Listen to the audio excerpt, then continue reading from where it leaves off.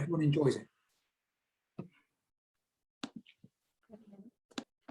Thank you so much for that introduction, Keith. I'm just going to attempt to screen share before we get underway. Let's try and get all the tech working. So just bear with me one moment whilst I just load all of that up.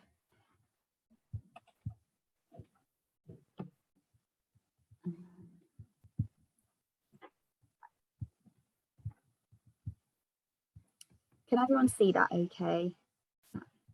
Brilliant, lovely, perfect. Yes, well, hi, my name is Alice. I'm the Community Engagement Lead at Applause. So I'm the person that you will speak to if anything this evening excites you or you'd like to find out more about what we do at Applause, then I'm the person that you will be speaking to. I essentially help support the communities that we work with at Applause to put on events in their community.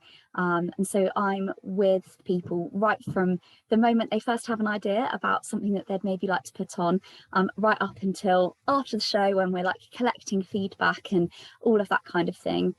I thought it would just maybe be useful to give you a quick overview of Applause. For those of you who don't know who we are a rural touring organisation.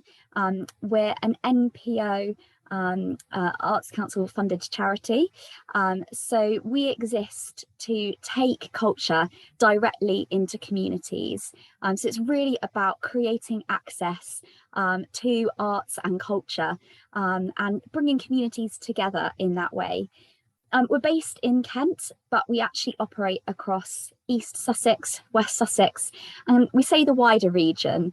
We sort of really operate across the whole of the southeast, but Kent, East Sussex and West Sussex are our primary focus, and that's where the most of our activity happens. We try to make putting on an event or a show as easy as it can be and as affordable as it can be. The artists that we work with are very used to touring to unconventional settings and working on the rural touring circuit. So they're very happy to look at working in unusual spaces. And that's part of the fun for us working with you, is looking at what kind of shows we can fit into your spaces. So if you're sat there thinking, oh, I'm not sure that my village hall would work, or we've got a community centre that I could just see it being brilliant to have some live performance in, but I'm not sure if it's right, please get in contact with me after this, because I'd love to talk to you about what we could make work, and there will be a show that would fit. Yeah, definitely do get in contact. We sort of do all of the liaising for you, really. We want to make it as easy as possible. So we'll talk to all the artists. Like I say, we'll help you think about what kind of shows might fit in your space, what might work well for your community, what might they be interested in. So thinking about programming and all of that kind of stuff. We do marketing support. And also because our shows are all created or being set up for rural touring, the artists tend to offer us a lower fee, which we're able to pass on to you. So we're also actually able to offer out at a much more affordable rate than if you were booking directly through companies. And it works slightly differently for our indoors and our outdoors in terms of fees, which we'll go into in a little bit more detail later. But we also kind of will subsidise that further, potentially, depending on the type of setting that you are. So we really do try to make it as affordable as possible. We have three main strands of work, one of which is our in-crowd, which Keith very kindly mentioned, which is all about taking live literature and spoken word into pubs and other licensed spaces, and also libraries. So that's something that's been really popular over the last few years for us. But this evening we're mainly going to talk to you about our indoors and our outdoors programmes. And our indoors usually run sort of over the autumn to spring period, so we sort of start in about October and it runs through until June, so we're right in the middle of that now. So things that I talked to you about this evening are available to book right now, so if anything takes your fancy, make a mental note, because you could well have that in spring at your venue. And then we have our summer season, which is really all our kind of outdoors work. which Sally is going to talk about in more detail later. And that covers, we say the summer, but really it's May till October. Summer seems to be getting longer and longer for us.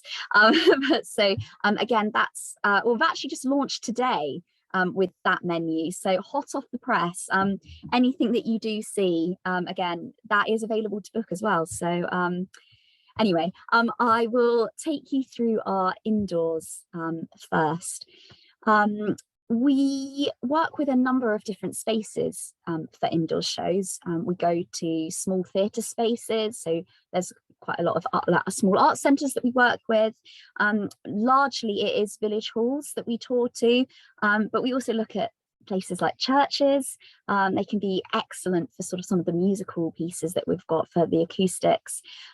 Also libraries, youth centres and other community spaces. As I say, we're really open to any space. We kind of operate on the mentality that anyone can be a host, and that any space could host a live performance piece. So do talk to us about your ideas.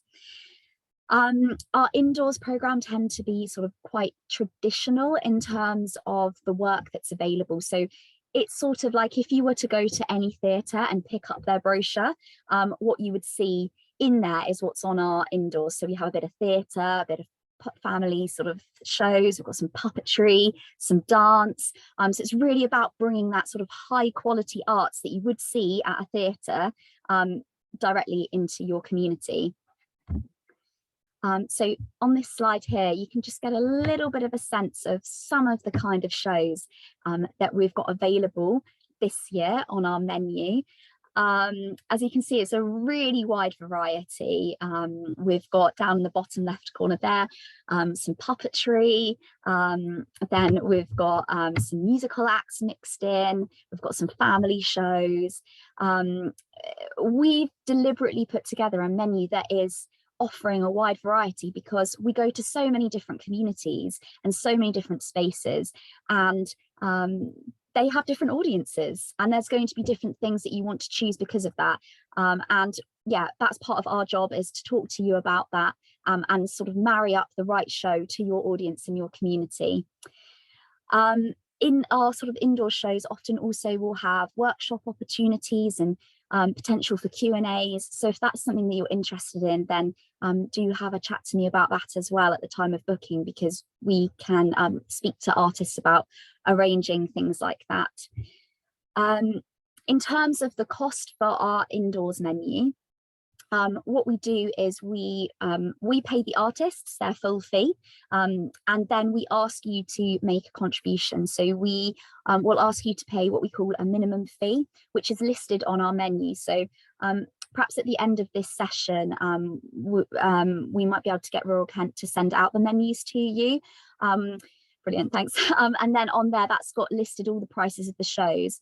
So you'd pay the minimum fee, and then we would do a 60-40 ticket split with you for anything over that. So it's really about sort of minimizing risk for you and trying to make it as accessible as possible. I'm not going to go through every single show that we have on our indoors menu, because you'll be able to have a look at that after this.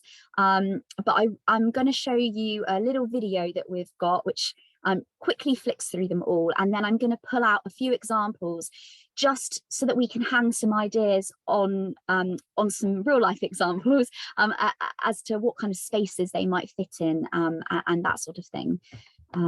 So just some things that you might want to consider when we are just having a look through those shows. If anything jumps out at you, you need to be thinking about your audience. Remember that you're choosing a show for them and not just what your own personal preferences are. So again, that's something that we can help you navigate when we talk about programming. Thinking about whether the show will work in the space that you've got. We list all of the tech requirements and space requirements on the menu. So it's really easy to just double check that actually you know, you've got the right kind of equipment. A lot of the shows are very self-sufficient and will come with their own sound equipment and lighting equipment. But if in your village hall you have got a lighting rig, then let us know, because that might be of benefit to the company as well, and they might want to make use of that. It's really good, particularly in community centres and village halls, to think about get in and get out times, because I know you'll have like yoga in the morning and brownies in the afternoon, and some of the shows have really short get-in times, but some of them that have larger sets have longer get-in times, and so it's just worth thinking about that, whether you'll need to programme on a certain day and things like that to be able to accommodate that. I'm thinking about any kind of licenses, risk assessments that you'll need, and then wraparound activities. So as I mentioned, we have the option for Q&As and workshops, but also something that a lot of the village halls, particularly actually that we work with, like to do is to include an interval and some kind of interval activity like a raffle or something like that, which often our artists are really happy to get involved with. So they'll be more than happy to come and pull out a raffle ticket. But it's a really good way to maybe do some fundraising for your village hall as well. So hopefully the next slide, this is going to play our little video for you.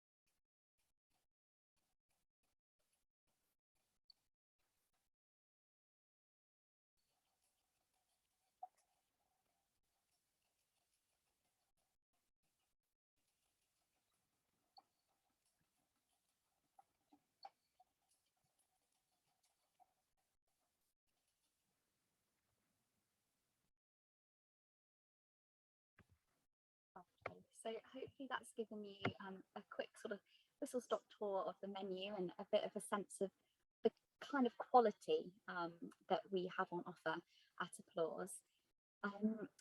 So just sort of giving you a few examples from the theatre section here, we've got two very different shows.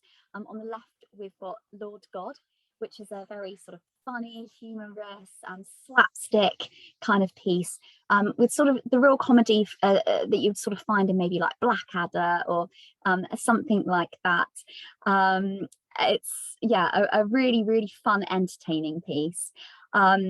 They supply all of their sound and all of their lighting, so it's a really easy show to put on in that sense. But because of that, there is quite a long get-in time, so just worth thinking about that. I think it takes them usually about 3 hours to get in.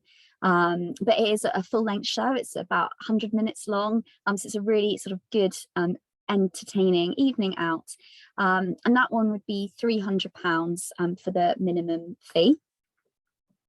And then on the right here, we've got Happy Jack, which is a much more intimate piece than Lord God. It's just two performers, and it's exploring their relationship together. It's about a married couple, and it just takes us through a number of years of their relationship and all the trials and happy times that they've had during that period. It's really perfect for rural touring because it only has about a 45-minute get-in time, because they use much less set, and it's much more about creating that atmosphere just from the small number of props that they've got. So that's perfect if you are in like a busy village hall setting to perhaps programme something like this. They can work with sound and lighting that you've got at your space if you have some, but they are really flexible and can also provide their own.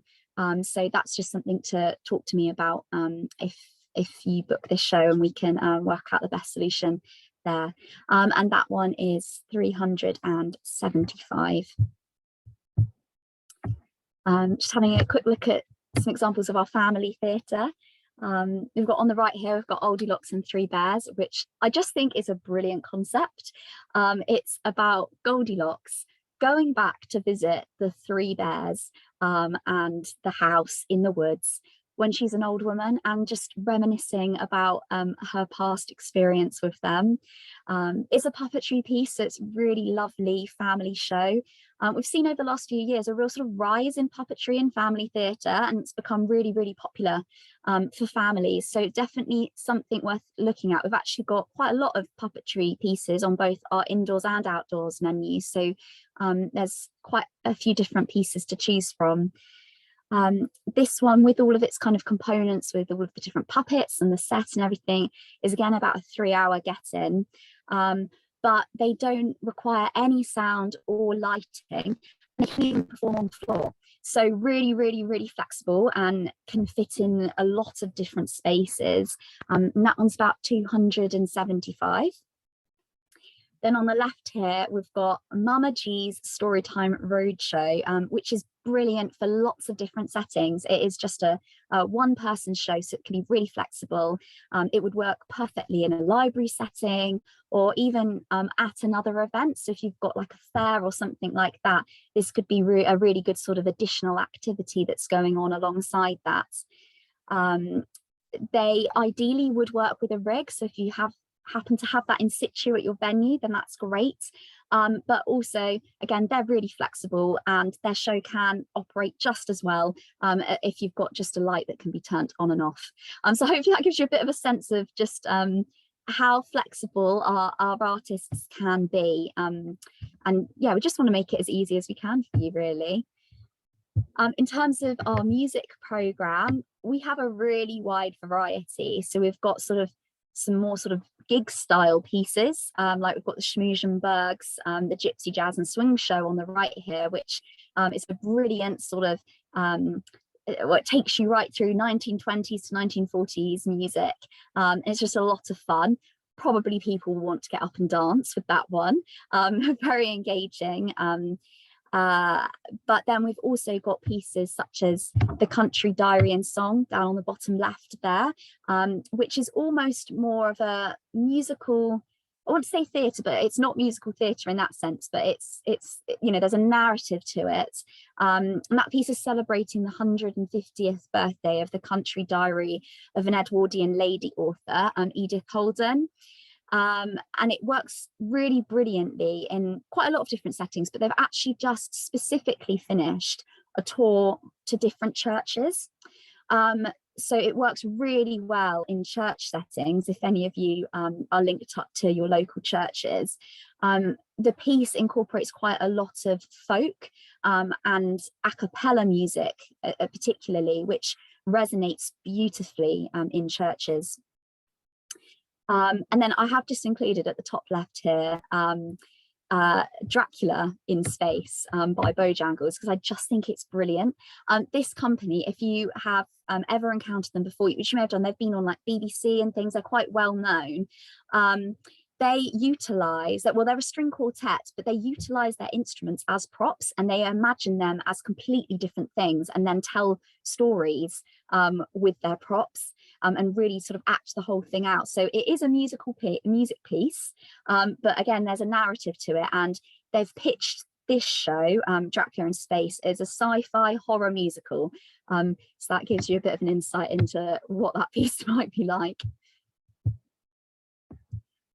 So that was, yeah, my sort of whistle stop tour through all things indoors. I've whizzed through that, so I don't know if any questions have come in, or if anyone's got any questions that they want to pop in the chat now about indoors, and then we'll move on to outdoors. I can't see the chat, so someone might have to just let me know whether there are any questions or not. Okay, there's nothing at the moment, no. They just one or two about Wi-Fi access, but not about the content, so that's fine. Mm-hmm. In which case, I'll hand over to Sally. Mm-hmm. Okay, shall we move on to outdoors now? Mm-hmm. So Alice, can you move me Brilliant, thank you. So good evening, everybody. I'm Sally Lampitt. I'm the Programme Lead and Deputy Director at ACRE. I have the wonderful job of managing all the artistic programming across all our projects, which means I get to select all the ready-made shows that go in our indoor programme, and I get to work with some fantastic artists when we commission shows for outdoors. So this evening, what I'm going to do is talk to you very briefly about our programme of shows for outdoor events.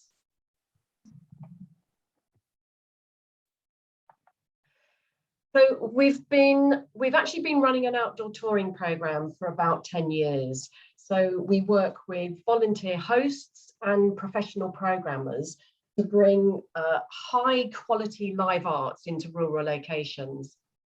Now, for this programme of work, we commission artists or companies to create small-scale outdoor pieces that will be programmed into existing events such as village fetes, small festivals, community days, those sorts of activities. We usually commission about 4 to 6 new shows every year, and then we tour a mix of commissions, new commissions, and then previously funded artists across the summer season. And as Alice mentioned, our summer season generally runs from May to October. Occasionally we can programme outside of these dates, but our commission shows aren't usually ready until the beginning of May. So summer 2022, so this year we will be touring 15 shows across the summer. I have to say, I think this is our most varied menu to date, and as Alice said, we're really excited to be able to share our new menu with you as we only launched it today.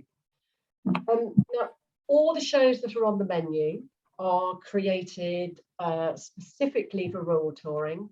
So they are small to mid-scale. They're generally programmed as part of an existing event. So they add a real cultural highlight to your activity.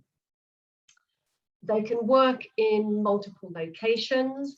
So we've programmed in high streets, in village fetes, school playgrounds, and a variety of other public spaces. So we've been on seafronts, bandstands, and even programmed in churchyards.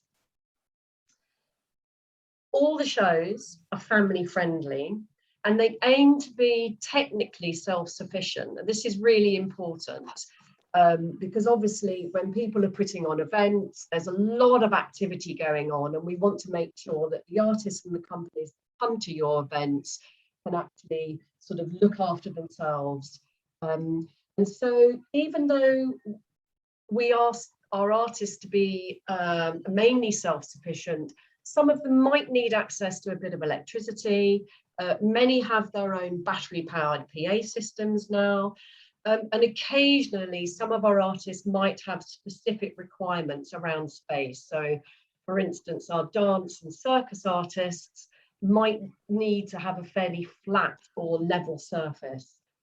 But in general, the companies, they're so experienced about working in rural or semi-urban environments that they're fairly hardy, and they're often able to adapt and perform even in poor weather. Now, the range of shows that we tour include a mix of what we call static, durational, and walkabout, and I'm going to talk you through that in a minute. And then, of course, fees. The really important thing is around cost. So in our outdoors, we have a slightly different payment structure.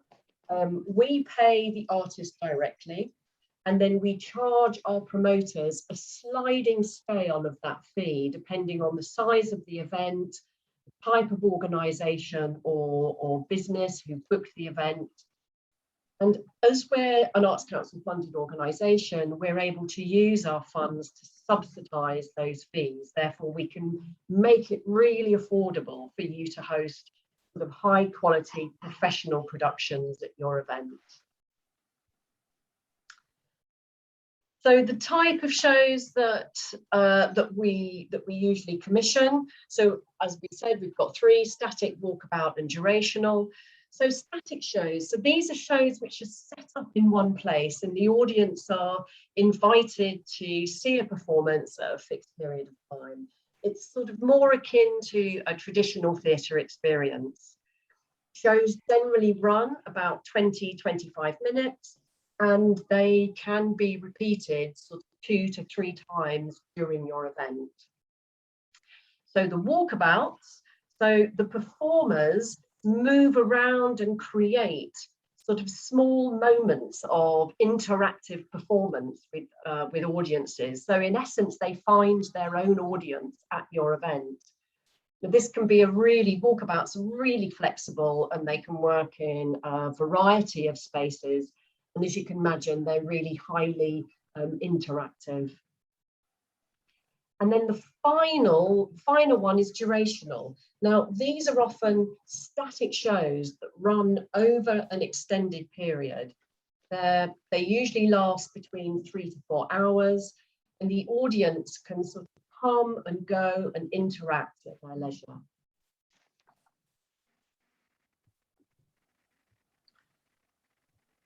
So we've got 15 shows, as I said. We've got 15 shows on tour, and I'm not going to go through all of them. We'll leave you with our full menu to peruse at your leisure. But I wanted to share a few highlights with you now. So as Alice mentioned, we work with some fabulous puppetry companies. 2 I've highlighted here are also Kent-based, and we really do like to support local talent. So the puppet van.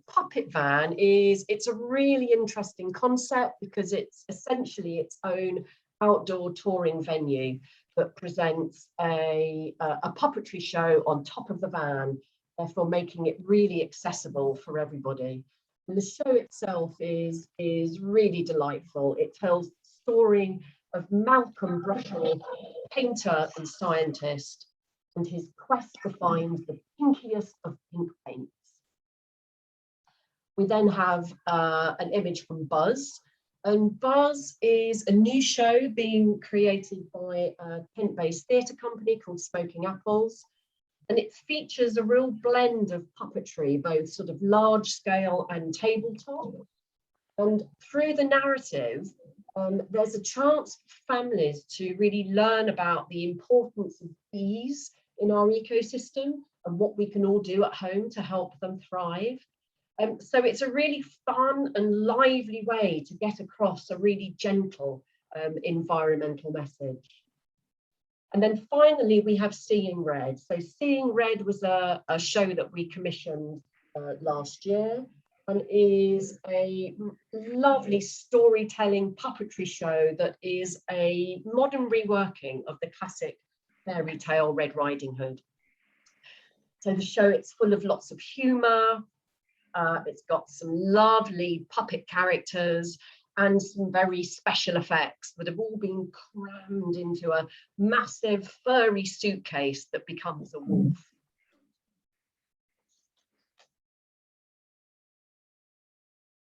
Thank you. So next, I've got a couple of fantastic examples of our walkabout shows. So the first one that you can see is Tree Fellas, which is an absolutely hilarious sort of interactive comedy walkabout about a tree family looking for somewhere to settle down. And our sort of walking and talking trees sort of blend in with human behaviour. They interact and sort of cause sort of gentle chaos by trying to put their roots down in the wrong place. They love nothing more than telling stories about their ancient lives and playing games with all the humans. And then on the other side, we have Dustbusters. So the wonderful Dustbusters, Mavis and Martha, are the queens of cleanliness. And they really will have audiences sort of laughing and dancing and dusting with their sort of larger than life personalities and a very unique approach to housekeeping. And so one of the things that I find really exciting is that we get to work with some of the UK's most sort of up and coming dance and contemporary circus artists. And we're going to be taking 3 shows out on tour this season. So we have Take That on the left. This is a sort of charming, light-hearted, I would say, acrobatic duet from Hands Down Circus. So the 2 performers, alongside partner acrobatics, are going to be using duct tape, of all things, to create sort of physical barriers and obstacles that they can navigate over and under and through. At the top, you can see Fish Out of Water. Now, Fish Out of Water is a sort of multidisciplinary outdoor dance performance that's created by a Kent-based company, MCDC, and it explores some really interesting themes of belonging and otherness, and also around displacement and migrancy. So with this particular piece, the audience is immersed in a way in a very interactive world using hip hop and contemporary dance. The activity takes round a really colourful sculpture, and the audiences can actually interact with the sculptural set design as well as bringing their own dance moves to the performance. And finally, at the bottom there, we've got Get Lost. So Get Lost is a high energy dance show created by the internationally acclaimed choreographer Joe Garbett. And Joe has created a weird and wonderful world for us where tents can dance and massive mats can swamp the land. And then finally, new for 2022 is we've got a couple of shows that can work across both daytime and evening. So the first ones on the left is you'll see Bell Orchestra. Now, Bell Orchestra is a durational piece that's an interactive musical game for families. It invites audiences of all ages to come together to play sort of beautiful melodies on a set of giant chimes. And as you can see below, we have a version of the show that can be lit up at night to create a magical and melodic experience. And then on the right, we have a new show that's in development called Sound Catchers. And this is the sort of interactive walk around experience that uses live percussion, dance, and also, and this is really quite new for us, cutting edge creative and digital technologies that will create a fun show that's going to be different every time. So it encompasses dancers, there are stilted percussionists, and they'll interact with the audience to create dance and music that the public can join in with. And they've got light up costumes and props, which makes Sound Catchers actually really suited both daytime but also nighttime performances. So essentially, these are just some highlights of shows that will be touring in the summer. They'll all be found in the menu, and there's a lot more detail about each of the shows and any of their technical requirements. And if anyone's got any questions, I'm more than happy to take some questions now, or otherwise we can move on to the next section.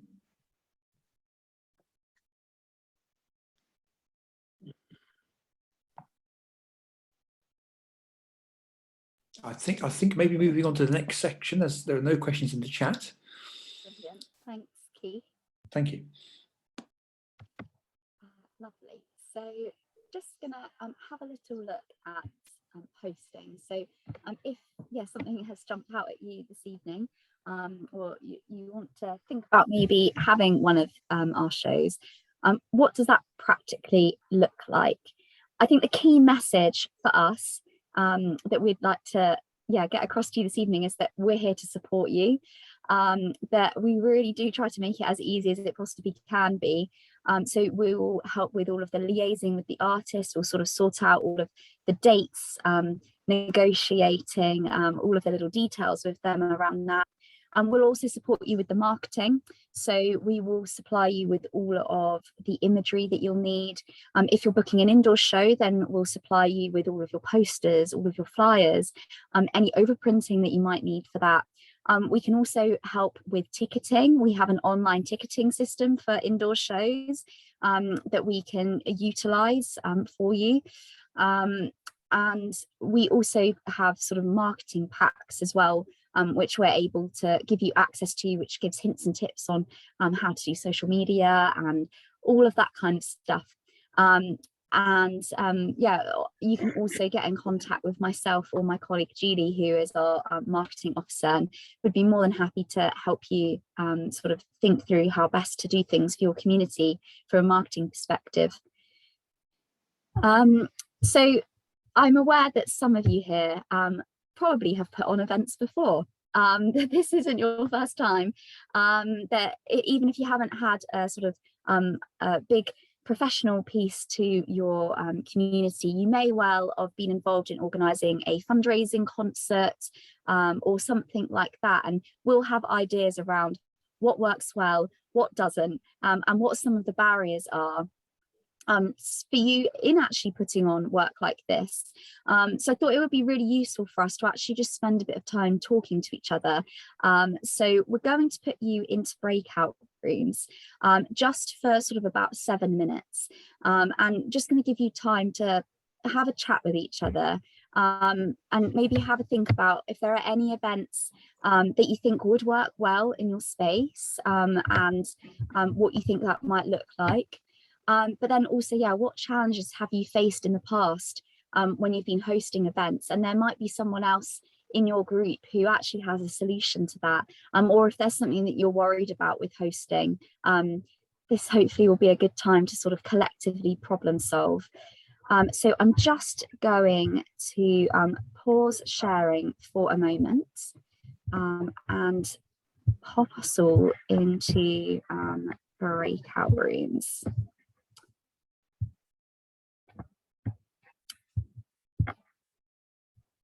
Lovely. Sorry, talk amongst yourselves for a moment whilst I just sort this out.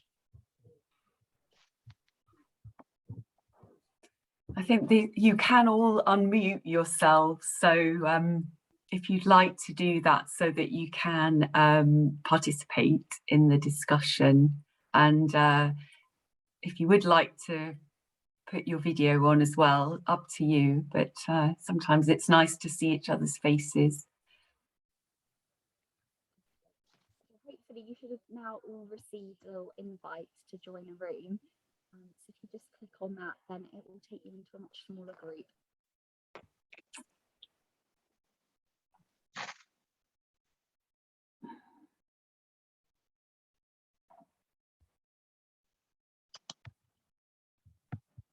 Alice, I'm not assigned anywhere that I can see. Yes, I couldn't assign you or I, but I'm hoping, can you see a little join button within the breakout room section? Oh yeah. Select. Okay. So we've got Sally in room 2 and Yeah. Keith in, where did Keith go? I think 1. Yeah, room So 1. So shall I join 3 and you join 4 then? Perfect. Lovely. Okay.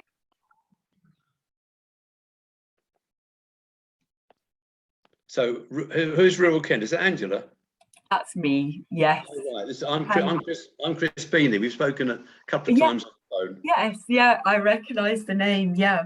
Oh, right. So I'm just thinking about how it's going to deal with the recording actually. So that's going to be interesting, whether it manages to record all of these different rooms. But yeah, anyway. Yeah, so so in this, so the idea really was just to get people to have a chance to have a little chat about hosting and kind of any questions you might have about it or any experiences to share.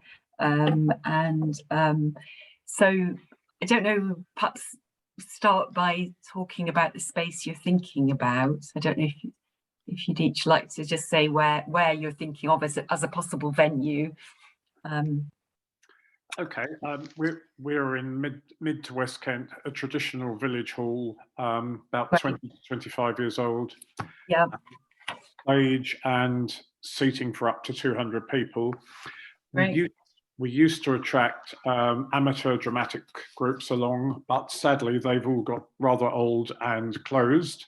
Right. There doesn't seem to be any up and coming local amateur dramatic groups, which we on our committee think is a great shame. So we're interested in perhaps hosting an event.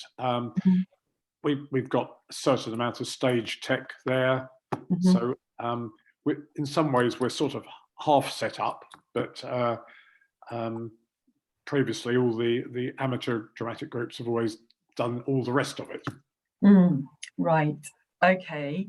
And so you'd perhaps be more interested in one where they do just come and set everything up and you don't have to worry too much, or have you got people who've got sort of technical expertise on the lights and that kind of thing? No, we haven't. No. It's all well wired. There's a lot of infrastructure there, but no, we haven't got the technical expertise. Right, brilliant. And what kind of things have been popular sort of in your hall in the past? In the past, typical village pantomimes, that sort of thing, really. Yeah. Okay. So sort of panto children's shows. And have you had any more? Were they doing drama as well? The different kinds of shows apart from pantomime? No, they weren't. No. Okay. Yeah. Local pantomime, poking fun at local people, which is always a great. Yeah. Okay. So it probably so this is going to be a little bit different, isn't it? But But and what were you charging? I mean, what sort of price would be for the tickets? We actually left that largely up to the groups themselves, but it was right, exceptionally good value for money, real down to earth village prices. Yeah, okay. And so well, maybe if let's find out about our other hall participant, and then we can perhaps have a chat about maybe some of the things that you would be thinking about if you wanted to book and host, and what you think might be the barriers, or and the factors to consider. Yeah, I can go next if you want. Yeah. Okay. Well, we're much smaller. We're known as the Jubilee Hall. We were started at the Queen's Silver Jubilee, so we're 40 years old now. And over the years, I suppose we would take inside the hall. We probably would have sit down for about 1,800 people. So over the years, similar to what John was saying, we used to have a fire station which was closed down about 8 years ago, and the firemen always put a pantomime on each year. Right. Some of the groups that use the hall, they used to do little Christmas shows and things like that. Yeah. And then we'd also put on some concerts from sort of neighbouring choirs and things like that. But the thing, which obviously, as you say, I mean, that's fairly straightforward stuff, and they all come in the hall and have a cup of tea and watch the show. So most of the things we were seeing on the videos previous, I mean, a lot of the stuff is outside now, isn't it? If you have it in the summers or spring or even early autumn, and we have got a sort of a recreation ground fairly close to us. If not, we've got a car park we use for pop-up cafe and all sorts of things. Yeah. I think, this day and age, people do find it really interesting to see something outside. Yeah. And so seeing some of the things they were putting on. So really, I've just got a couple of questions that we'll have to put back to the applause people, really. Yeah. Because we're not a big village, and we're not a big hall, but we're fairly popular. But for them to come out and do a show, I don't really mean their minimum, but what would they expect to see as an audience? 40, 50, 100? Yeah. Or doesn't that really matter to them? That's, because obviously it's quite a lot of putting everything together for them to come out. Yeah. I wouldn't think we'd have more, especially if we were talking about next year, more than perhaps 40, 50, 60 Yeah. people. Yeah. So that's the first thing. Would it really be worth them coming to do? Yeah. And secondly, I did join a bit late because we had people here. So Yeah. have we spoken about costs yet, or are they going to come back to that and tell us? Yeah, well, what they said was the cost varies, and with the indoor shows, it's they seem to be around the £300 mark, and so that's what they charge you. That's a kind of flat fee which you'd be having to cover in your ticket sales, and then anything over that, it's a 60-40 split on the profits. Okay.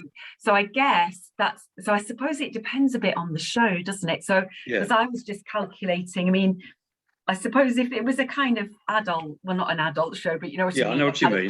Yes. Then if you were say charging £10 a person, then that's only 30 people, isn't it, for £300 that you'd have to get to cover the cost. Yeah. If I just butt in there, I mean, if it was about £300 and say we had 60 people, that's only a fiver each, isn't it, really, to cover the basic costs, which isn't too bad.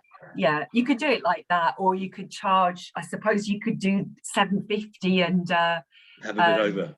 Yeah, and then just try and get yourself a little bit of profit in there, couldn't you? And then the outdoor shows we'll ask, but I think the outdoor shows is a bit more of a subsidy element, and it all depends on where you are and what the setup is, I think. But hopefully they'll talk a little bit more about that.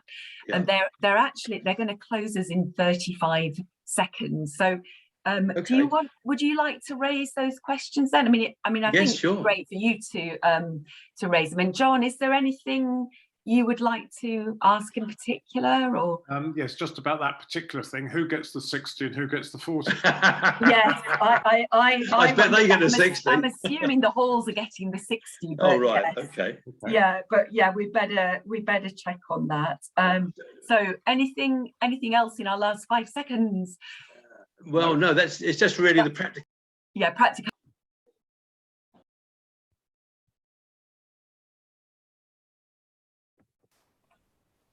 Okay. So are we all back together again? Sort of, I think. Sort of. Okay. So, Alice, do you want people to feed back on the sessions, or that'd be great if anyone, and perhaps one person from each group could maybe just feed back on some of the things that came up in that discussion, and if there's anything that you think might be helpful for others, that would be brilliant.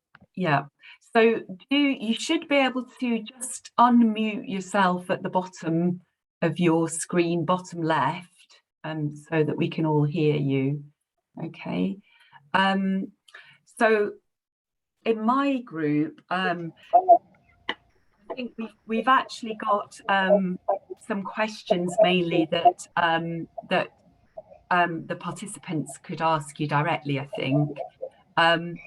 So we were just two village halls, and I think both they've had productions in the past, and sort of amateur dramatics and pantomimes, but those have sort of fallen by the wayside, and they're keen to start something up again. And so I think really it was around the sort of the practicalities of it, and also around the costs. And I think I'll let them ask. So John, would you like to ask first your question?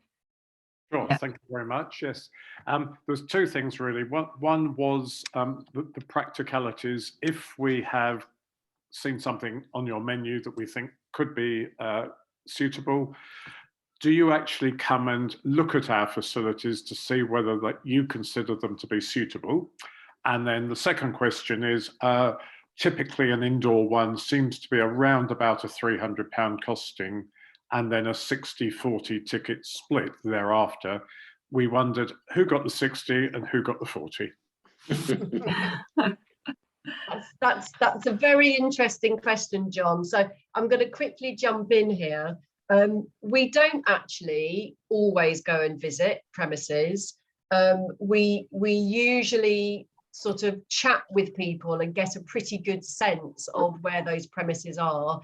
If we can, we will always like to go and meet our potential promoters, because we think that's really important. But it's not a necessity for us to come and see your venue. If you are managing a village hall, then there are certain questions that we would want to ensure. So we would want to know that you've got the necessary licenses in place, that you've got risk assessments, and also insurances as well. So we would ask you those questions and get you to sort of tick boxes, just because we have a duty of care for the artists that we send into those spaces. Equally, we want to make sure that your audience are safe. So all the artists that we work with have to have prepared a risk assessment and have to have their own public liability insurance. So I think that's an important thing for you to know. And as far as the split goes, once you've recouped your minimum guarantee, the 60-40 goes in your favour. Okay, all right. Thank you for answering that. Thank you. Okay, and sorry, I forgot it's saying Jenny Beanie. Yeah, I'm sorry, it's Chris. It's Chris, that's right. I'm on my wife's laptop, so I'm afraid okay. we'll leave it at that. It was on the it'll be tip of my tongue, Chris. Yeah. Okay, so go ahead. Would you like I'm to? on that. Yeah, well, I think we were, John and I were both talking about similar things, because we have had different things go on in the hall, with pantomimes and shows, concerts, etc. But with everything how it is now, I mean, the actual events that were going on, a lot of them looked as if they were outside. We have got a recreation ground very close to us, and we have a flat sort of, for want of a better word, a car park where some shows could be put on outside, perhaps in the spring or the summer or whatever. And there was two things really. First of all, are the costs still similar to what you would have with a traditional indoor show? And really, if it's outside, even though we've commissioned it, are the things you're saying about licenses, insurances, risk assessments, are they still down to us, or do they come from the troupe? Yeah, it's the outdoor. Sorry, Alice, I keep jumping in. I'm going to let her talk in a minute. The outdoor model, the finances of it is slightly different from indoors. So there isn't a ticket split, because often the outdoor shows go into existing activity, and most of those activities are free of charge. So the way that we subsidise the outdoor shows, and I'll give you an example. The artist fees for a show might be £500. Now, depending on the type of organisation you are, if you're a volunteer-led organisation, if it's a very small event, and if it's a free entry event, we might then only charge you something like £200, and it would be a flat fee. If you are a sort of fully financed, funded festival or organisation, we would be expecting you to meet almost the full cost of the artist fees. So that's how the outdoors works and tends to work. As far as licenses and everything else goes, I think it would really depend on the spaces that you're using. Again, all our artists will have public liability insurance and risk assessments in place. And as an event organizer, if you're putting on an event, you would probably have to do a similar, you'd certainly have to have risk assessments, and you might need to get permissions from whoever owns the land that you want to put your event on. Okay. So normally we would suggest go and talk to your local authority, and they will advise you on, you know, what insurances or licenses or documentation you'll need in order to put on your event. Yeah. Most of the outside spaces near where our hall is are probably owned by the parish council. You know, the recreation ground, car parks, stuff like that. But so it would definitely. So if it's outside, as you say, it's very difficult to get people to pay an entrance fee to come to it. So it sounds like because we are a registered charity and we're very small, we're led by volunteers. There's nobody paid anything at all. So it sounds like if we did decide to put one of these functions on, it might be quite a good thing to do it in partnership with the parish council, who obviously have got the wherewithal and everything to help us with the organisation. Yeah, absolutely. I think it's, you know, I think those sorts of things are really good. And I think sometimes, you know, we've just been through a really, really difficult period where people haven't been able to go out to see shows. And I think sometimes by putting something on outside that is free, it encourages the local community to get back into going and seeing something and coming together and you know, participating in a joint activity. So I think by having, you know, what we've found by having those and for us making it affordable for you to have those type of events, make it free. No, thanks very much. I think one of the things that came up in our group actually from Iris is that we were just talking about in your village or the town where you live is just thinking about the different spaces that you can utilize. And you know, you've been talking about village halls and outdoor car parks, but we were talking about, you know, the local church. You know, you might be able to put on a show in the local church. You might be able to go to the local primary school and talk to them about maybe putting on a show, you know, for them. And so I think it's thinking a little bit outside the box and thinking about what spaces can I use within my local village that will enable me to put something on that's going to bring that community all together. Yeah, that's something actually, I guess that was sort of exciting for us during the pandemic, by people not being able to just put the shows on in their village hall. We saw communities doing things like just having a show in the high street randomly. So we had quite a lot of that last summer where we just went into high streets and just brought fun to people's everyday lives. So that was really interesting and something we're hoping that we'll continue to do this summer, or using the bandstand, or having just like a community picnic. So you might have one of the shorter outdoor shows, but then thinking about what other activities you can put around that to actually make it a whole afternoon activity. So we saw lots of people being very inventive and creative over the last year, which was really exciting actually. Mm-hmm. Can I just ask a question? It's actually something that Chris brought up. Is how does it work if you're just one hall or one car park or whatever, would you still come out for, you know, to do a production, or are you sort of looking more to be able to move, you know, go from one place to another that's sort of close to each other, and so that there's a little bit more of a tour going round? No, so it's not like a traditional kind of touring company where they tend to go to lots of different places, you know. Mm-hmm.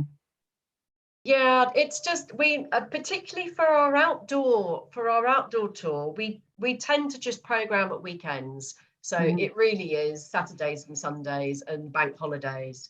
So our artists are quite used to doing solo dates. So, you know, they might get a double date, but those double dates, one might be in East Kent and one might be on the other side of West Sussex. So actually quite a distance. They're not really local to each other.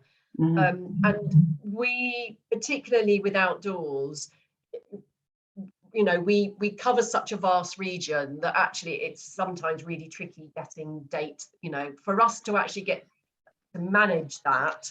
with the tour would just be far too complex for us, and it's not really our job. With the indoors, here we have a bit of a mix. So occasionally we might work with a company who will come to us and go, we really want to tour our show with you, but we're only touring in November, and we'd like to give you these consecutive dates as sort of our priority dates. And so in that instance, we might then try and tie up a really short sort of continuous tour across our region. But generally, our artists are very used to doing solo dates. That's great. Okay. Can I just come back and ask just a quick question? If we carried out a fairly traditional sort of show within the village hall, in our Jubilee Hall, I mean, how many people do you normally have in your audience? I mean, does it go from 40 to 100, or would you expect to have, 80, 90? I mean, a small village like us and our small village hall, I'm only guessing, but probably as could be perhaps 50, 60, 70 at the most. It wouldn't be more than that. But is that what you're used to dealing with? Or?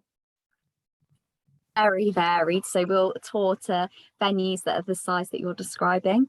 But in particular during COVID, when there's been social distancing, that would have been reduced even further. Yes. But then also, we do tour to small theatres as well. So we might actually go to spaces where there's 150 to 300 people. So our artists are very happy and comfortable to be performing in that whole range. Yeah, absolutely. Particularly some of the artists that perform in pubs, just the spaces available for them to be able to perform if they don't have a dedicated performance space means that, they probably are only going to be performing to, 30 or 40 people.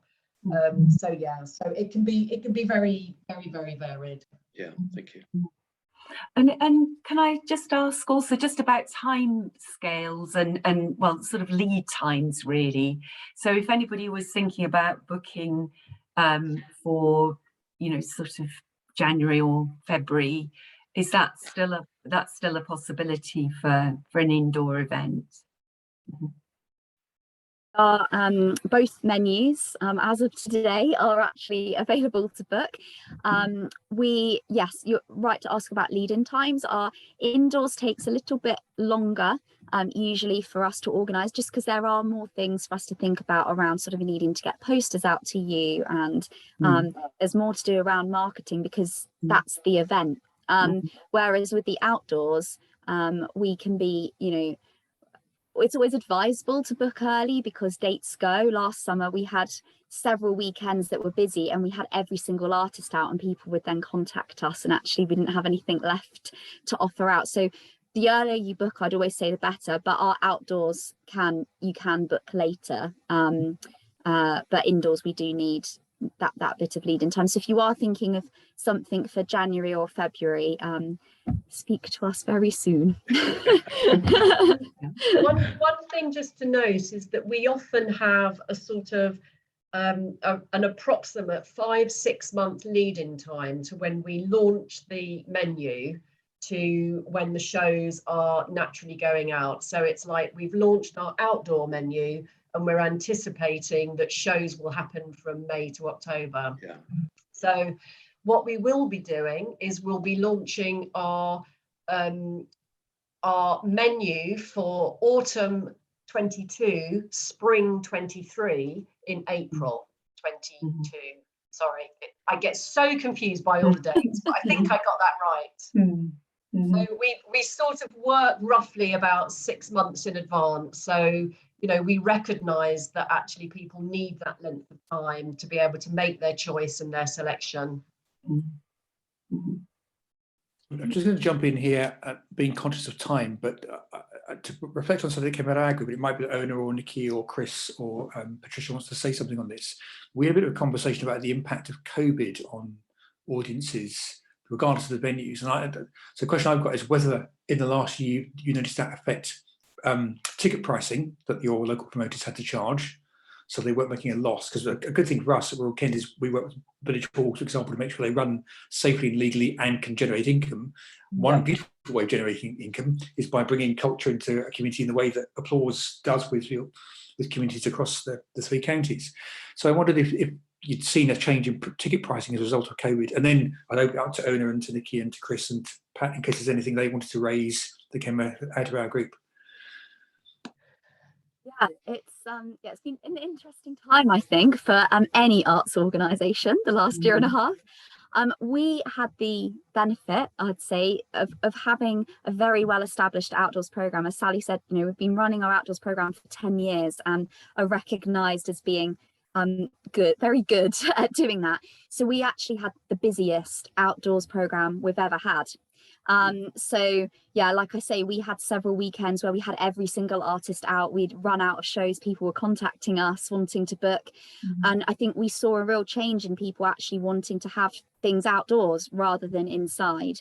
And so it's been interesting for us. As I said, we're just sort of in the middle of our indoor season now. After having had a year off doing that, we're seeing a real difference. Actually, some communities are really excited to be back, want to have the big shows on, and then there's others who are still thinking, okay, what precautions do we need to be putting in place? And so I think it's really important when you're organising to think about where your community's at, and you know, if it is about having hand sanitizer out in your venue and that's going to make people feel more comfortable to attend the event, just thinking those things through so that you ensure that you're meeting your community where they're at with where they feel comfortable with that at the moment. But yes, our outdoors programme is sort of largely unaffected, really, because it can be socially distanced and it is outside. Sorry, Sally. Sorry, yeah, I was going to say one thing, Keith. You talked about ticket pricing and the such like. I think what we have been very aware of this season, particularly with indoors, is we've chosen shows that are potentially not as expensive, because I think we recognise that actually, you know, it was going to be a struggle for some people to get audiences back in, and that we didn't want ticket prices to be too high. So we did make a conscious decision in our programming that we had a real variety of fees and costs, so that, you know, venues could look at that. I think one other thing to think about is that we do offer online ticketing. I think one big thing that came out of COVID is that I think a lot of people who previously would have used sort of paper tickets have moved to an online ticketing system, which I think is really beneficial. But for anybody who doesn't have a system, we now offer online ticketing for all our shows. So I think that's I think that's really valuable for those people who don't have something in place, or want to try it out, but, you know, don't want to commit to having their own system. Thank you. I just wanted to ask the group I was in whether there's any of you want to raise anything at this point. No. John, did you want to come in with something there? Just a quick one, yes. If any of our committee would like to view the menus, is there a best website address to go to? Yes, we are applause.org.uk, but perhaps what we can do, Keith and Angela, if we send you the links to the 2 menus, would you be able to circulate that? Yeah, sure. Brilliant. Yeah, of course. Yeah, and we will also send round the recording, because I know 1 or 2 people have had problems with their Wi-Fi, or were a bit delayed in joining for various reasons. So we will send round the recording to everyone who's participated, and some other people as well who couldn't make it tonight, but would like to see it. So we'll do that. Thank you. I'm going to bring proceedings to a close in that case, and then we'll probably give you a round of applause, Alice and Sally, because we're in an arts event and people need a round of applause at the end of a session, so it's a good thing to do. I've got to say, I love the fact that this is something that's great. It feels great for people taking part, attending the events, running them. It generates money for their hall or their venues with their community. We've got a bit of an additional link to you because every January there's something called Village Halls Week, and the National Rural Touring Forum, your National Association of ACRE Hours, are the co-organisers of that. And that's a really nice thing to be part of too. So hopefully we can do something with you, even if it's just on a PR basis in January, to celebrate that here. Absolutely. Thank you to all of you who've taken part today. We'll go and evangelise about this to make it sound so wonderful. People will think, damn, why wasn't I there? And, I wish you a safe journey back to your sitting rooms, your kitchens, wherever you're going next. And to Sally and to Alice and to Angela, thank you for this evening. Yeah, thank you very much indeed. Thank you very much, very everybody. much. It's lovely to meet you all. Look forward to the menus. Thank you. It'll be coming.